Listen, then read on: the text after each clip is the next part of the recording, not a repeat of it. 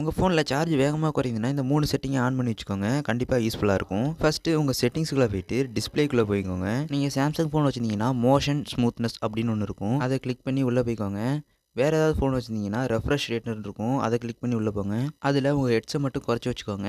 ஹையில் இருந்துச்சுன்னா ஸ்டாண்டர்டில் வைங்க, இல்லைனா ஆட்டோவில் வைங்க. அதுக்கப்புறம் உங்கள் டிஸ்பிளேவை நீங்கள் லைட்டில் வச்சுருந்தீங்கன்னா டார்க் மோடில் வச்சுக்கோங்க. டார்க் மோடில் வச்சா தான் சார்ஜ் மெதுவாக குறையும்.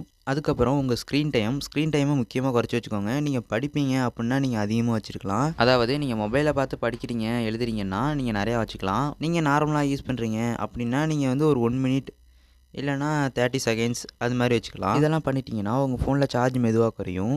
மறக்காமல் ஒரு லைக் அண்ட் சப்ஸ்கிரைப் பண்ணிட்டு போயிடுங்க. உங்கள் ஃபோனில் சார்ஜ் வேகமாக குறையுதுன்னா இந்த 3 செட்டிங்கை ஆன் பண்ணி வச்சுக்கோங்க. கண்டிப்பாக யூஸ்ஃபுல்லாக இருக்கும். ஃபஸ்ட்டு உங்கள் செட்டிங்ஸ்குள்ளே போயிட்டு டிஸ்ப்ளேக்குள்ளே போய்க்கோங்க. நீங்கள் சாம்சங் ஃபோன் வச்சுருந்தீங்கன்னா மோஷன் ஸ்மூத்னஸ் அப்படின்னு ஒன்று இருக்கும். அதை கிளிக் பண்ணி உள்ளே போய்க்கோங்க.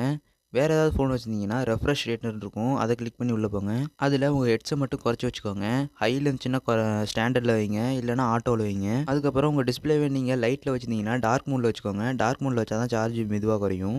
அதுக்கப்புறம் உங்கள் ஸ்க்ரீன் டைமை முக்கியமாக குறைச்சி வச்சுக்கோங்க. நீங்கள் படிப்பீங்க அப்படின்னா நீங்கள் அதிகமாக வச்சுருக்கலாம். அதாவது நீங்கள் மொபைலை பார்த்து படிக்கிறீங்க, எழுதுறீங்கன்னா நீங்கள் நிறையா வச்சுக்கலாம். நீங்கள் நார்மலாக யூஸ் பண்ணுறீங்க அப்படின்னா நீங்கள் வந்து ஒரு 1 மினிட் இல்லைனா 30 செகண்ட்ஸ் அது மாதிரி வச்சுக்கலாம். இதெல்லாம் பண்ணிட்டீங்கன்னா உங்கள் ஃபோனில் சார்ஜ் மெதுவாக குறையும்.